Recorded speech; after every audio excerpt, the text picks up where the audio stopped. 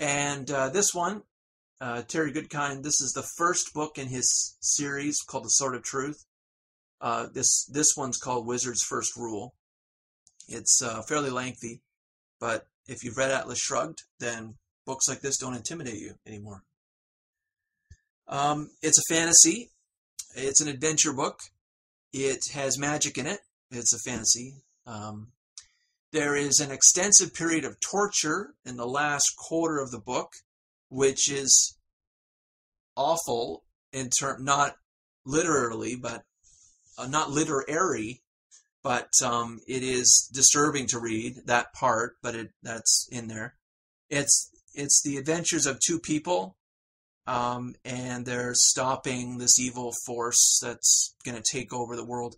Interesting about the geography of the world is that there's 3 sections of land, and they're divided by these force fields, and the force fields were put up to dissuade war between the 3 factions in each of the lands.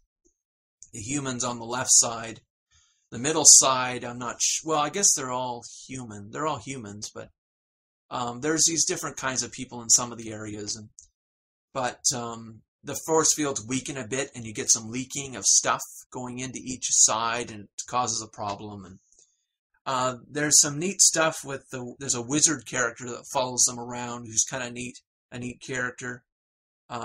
There's also, they're very minor, but there's also like a border patrol who are they're good. They're good border patrol, not like maybe today, but not in the real world. But in this book, they're good border patrol people.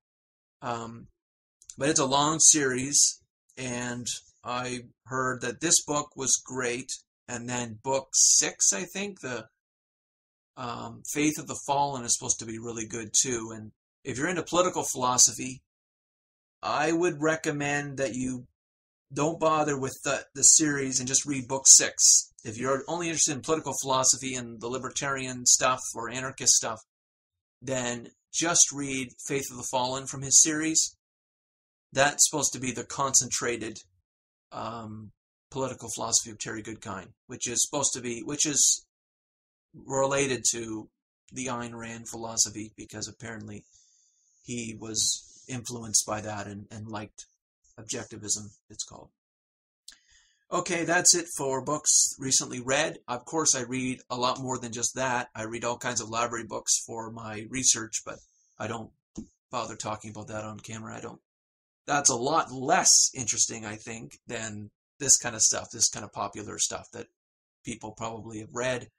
And people who are watching this video probably searched maybe on YouTube and found the book and then found this video, maybe. Okay, so now I will get on to new books, and I will start with, I guess, biology and psych and history of science.